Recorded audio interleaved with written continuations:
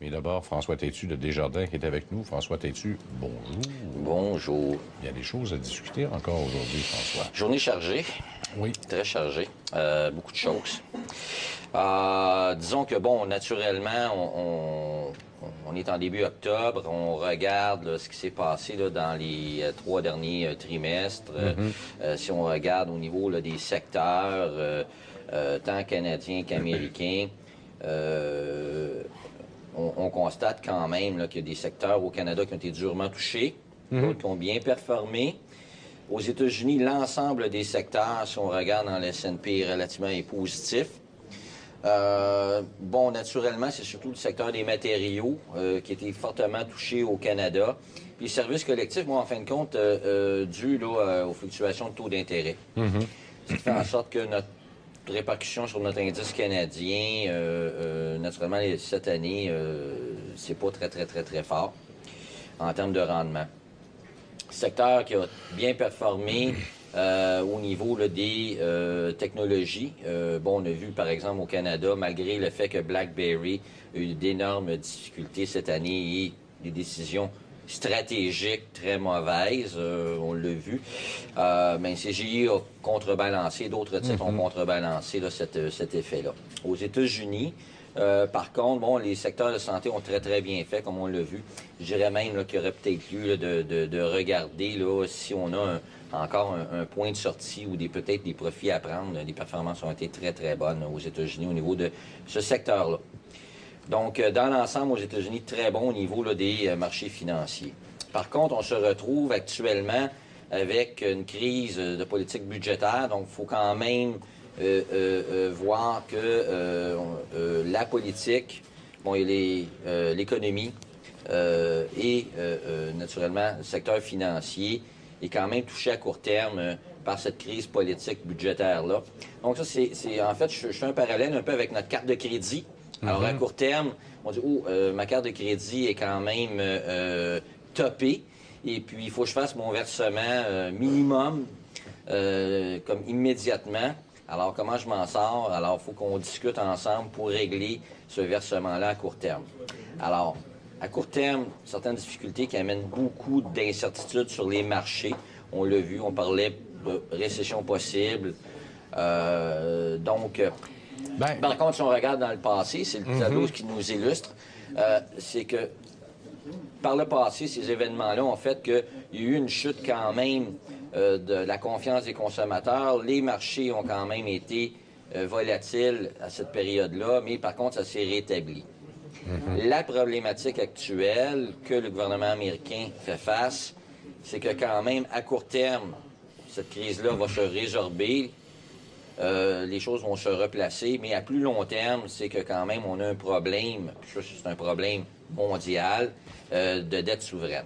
Alors, on réimprime, on réémet, et la dette augmente. Donc, éventuellement, on aura ce type de problème-là qui se représentera quand... ben là, j'ignore la date, mais un jour ou l'autre, ça va revenir. Oui, et je regardais justement le rapport du FMI où il est écrit « temps de taxer ». Effectivement, les différents gouvernements ont décidé d'abaisser la croissance de leurs dépenses, mais ils n'ont pas augmenté leurs revenus ou n'ont pas trouvé de source de revenus supplémentaires, tout simplement parce qu'on pense beaucoup trop à court terme, c'est-à-dire se faire réélire. C'était écrit beaucoup plus poliment que ça, mais c'est ça que ça voulait dire. Puis un autre phénomène aussi qu'on parle pas beaucoup, en fait, ou qu'on parle peu, mais qui revient, c'est la démographie. Donc, on sait qu'en Occident, on regarde en Europe, au Canada ou ailleurs, ou aux États-Unis, c'est que la population est vieillissante. Et lorsqu'on a une population vieillissante, bien là, le profil du consommateur est différent. Donc, on consomme différemment, on consomme peut-être moins, on épargne peut-être plus. Donc, on va rencontrer des croissances plus faibles au cours peut-être des 5 à 10 prochaines années à cause d'un contexte démographique qui est en évolution actuellement dans ces pays-là. Donc, au niveau de la dette, si vous avez, par exemple, une croissance qu'on prévoit qui est plus lente, bien là, écoutez, c'est sûr que possiblement que les taux d'intérêt vont demeurer ou ils vont essayer de garder les taux d'intérêt relativement assez bas. Oui, mais ça n'a pas fonctionné au cours des derniers mois.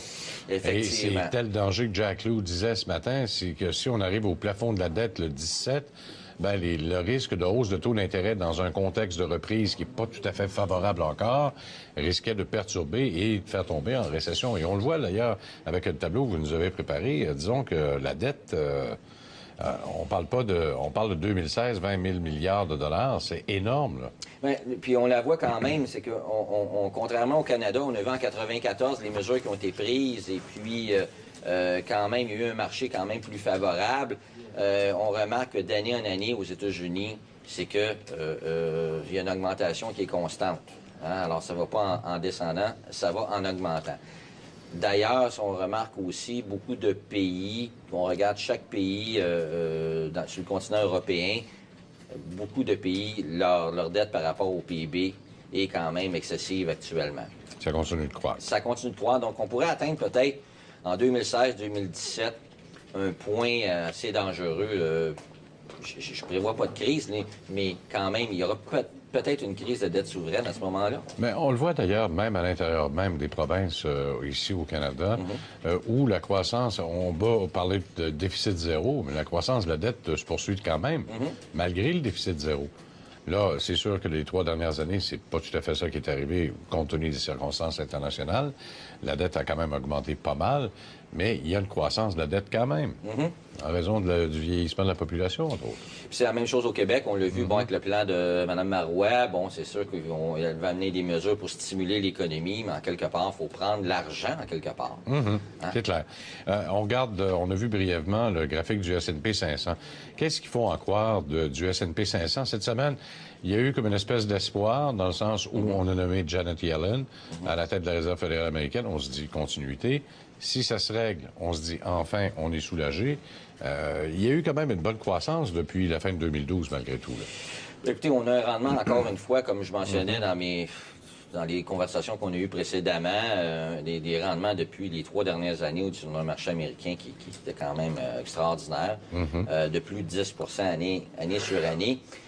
Et c'est sûr qu'en quelque part, comme je mentionnais le mois dernier, je dis, bien, ça serait peut-être bon de reprendre un petit peu, de rester peut-être un pied dans le marché, mais prendre un peu de profit en quelque part pour reprendre un peu de billes, là, augmenter un peu ses liquidités. Alors, on le voit quand même depuis un certain temps, un repli du marché. Donc, c'est impossible qu'un marché augmente ou progresse constamment de façon là, linéaire. Donc, on était en phase là, de corrective. Et c'est quand même sain d'avoir des fois un recul là, de 2, 3, 4, voire 5 sur les marchés. Mais ce marché-là, c'est que quand ça baisse, faut t'achèter parce que ce marché-là est foncièrement est haussier. Oui, parce qu'on regarde la conjoncture, là. On regarde octobre 2011 où ça avait baissé, ça a remonté jusqu'à 1422. 200 points sur le S&P 500, c'est énorme. On parle de 20 là, ici. Là. Effectivement. Quand on a des taux d'intérêt de 10 ans à 2,5 par exemple, les gens vont plutôt se diriger vers des titres à dividendes qui vont lui verser le même revenu de dividende avec une possibilité de croissance. Et c'est pour ça qu'on a vu les titres de dividendes qui ont eu une forte progression aussi également. On fait une pause, on revient dans un instant tout de suite.